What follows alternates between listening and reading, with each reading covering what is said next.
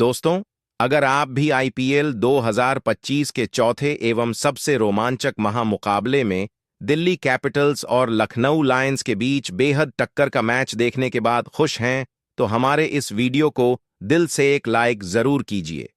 हमारे इस वीडियो का लाइक टारगेट सिर्फ 400 लाइक है, तो दिल से लाइक करना नहीं भूलिए।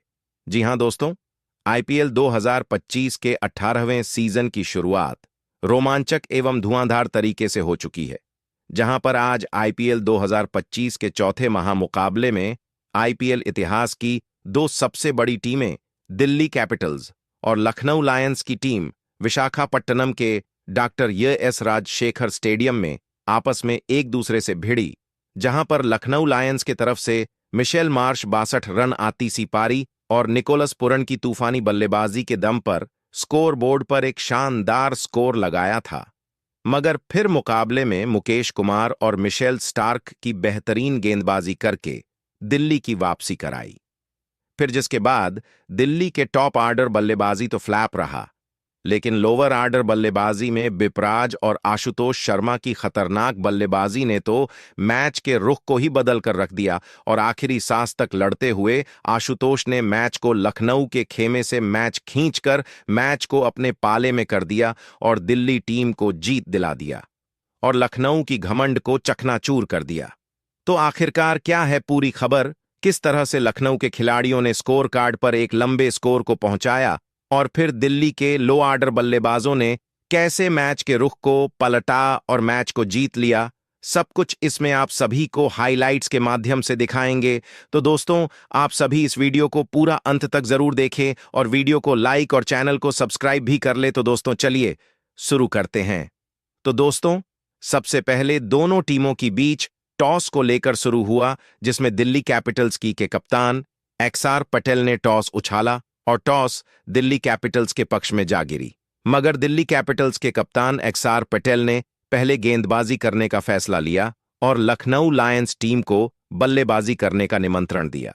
फिर जिसके बाद लखनऊ के तरफ से दो सलामी बल्लेबाज मिशेल मार्श और एडन माकराम धुआंधार पारी की शुरुआत करने के इरादे से मैदान पर उतरे और दोनों बल्लेबाजों ने तेजी से ही शुरुआत दिलाई, लेकिन एडन माकराम ज्यादा देर तक क्रीज पर नहीं टिक पाए और बाइपराज निगम के गेंद का शिकार हो गए और 15 रन बनाकर पवेलियन की ओर लौट गए। फिर जिसके बाद माइशेल मार्श के साथ निभाने के लिए क्रीज पर वेस्टइंडीज के सबसे ढाकड़ विकेटकीपर बल्लेबाज निकोलस पुरन बल्लेबाजी करने के लिए आते हैं और आते ही मिशेल मार्श के साथ मिलकर लखनऊ के गेंदबाजों की धज्जियां उखाड़ना शुरू कर दिया। देखते ही देखते मिशेल मार्श ने 22 गेंद खेलकर अपना अर्धशतक लगा दिया। फिर जिसके बाद दोनों बल्लेबाजों के बीच 42 गेंद में 87 रन की बेहतरीन साझेदारी हुई। फिर जिसके बाद दोनों खिलाड़ी 11 ओवर तक टीम के स्कोर को 133 रन तक पहुंचा दिया।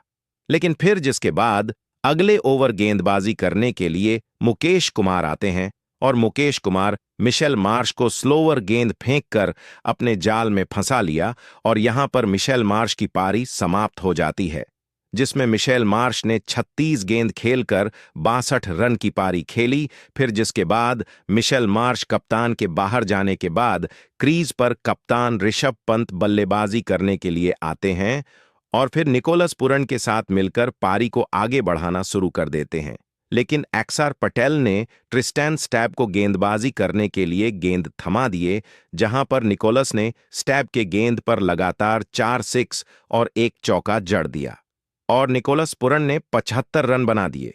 लेकिन अगले ओवर में गेंदबाजी करने के लिए आते हैं और निकोलस पुरन को सीधे बोल्ट कर दिया और फिर यहां पर दिल्ली की टर्निंग पॉइंट शुरू हो गया। जहां पर प्रोजेक्टेड स्कोर 250 के पार जा रहा है, वहां पर लखनऊ की टीम का स्कोर 40 रन नीचे खिसक गया है। फिर लास्ट में डेविड मिलर ने 29 रन की बेहतरीन पारी खेलकर लखनऊ टीम का स्कोर कार्ड पर 209 रन का स्कोर पहुंचा दिया।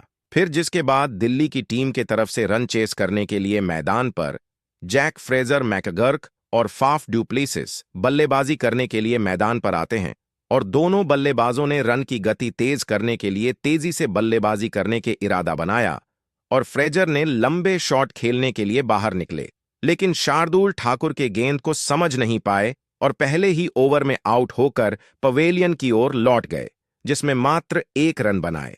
फिर जिसके बाद क्रीज पर बल्लेबाजी करने के लिए अभिषेक पोरेल आते हैं और पोरेल भी जल्दी ही आउट हो गए। साथ ही समीर रिजवी भी आए और चले गए। दिल्ली की विकेट मात्र 32 रन पर 3 विकेट गिर चुके थे।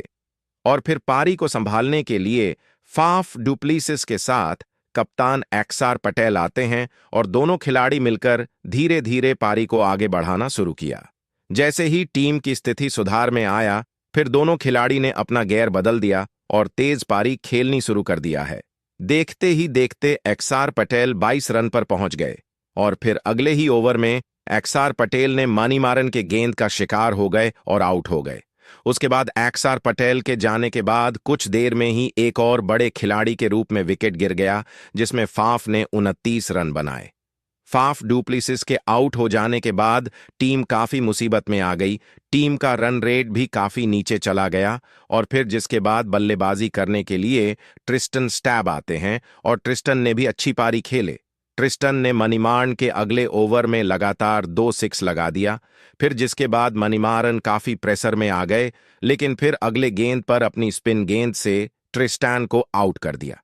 ट्रिस्टान के आउट हो जाने के बाद दिल्ली वालों ने तो मैच को जीत की खुशी मनाना ही छोड़ दिया, क्योंकि जीतने की कोई उम्मीद नहीं थी। लेकिन फिर जिसके बाद क्रीज पर आशुतोष शर्मा और बेपराज निगाम बल्लेबाजी करने के लिए मैदान पर उतरे और दोनों ने मिलकर ऐसी पारी खेली जिसके बाद लखनऊ वालों की तो हवा निकल गई और जीत की खुशी के जगह पर गम में आ गए। बेपराज निगाम ने शानदार पारी खेलते हुए 15 गेंद में 39 रन की एक महत्वपूर्ण पारी खेली। लेकिन फिर बेपराज की पारी भी यहां समाप्त होती है। अब मैच को जिताने के लिए सारा जिम्मेदारी आशुतोष के कंधे पर आ गया और आशुतोष ने हार नहीं मानी और अंत तक लड़ते रहे। आखिरकार असफलता को सफलता में बदल दिया और लखनऊ के मुंह से मैच छीनकर दिल्ली के झोली में डाल दिया और दिल्ली टीम विजय प्राप्त कर लिया है, जिसमें Ashutosh Sharma man of the match बने। तो दोस्तों, आप सभी को आज का दिल्ली कैपिटल्स और लखनऊ के बीच खेला गया रोमांचक मुकाबला कैसा लगा? कमेंट करके जरूर बताइए।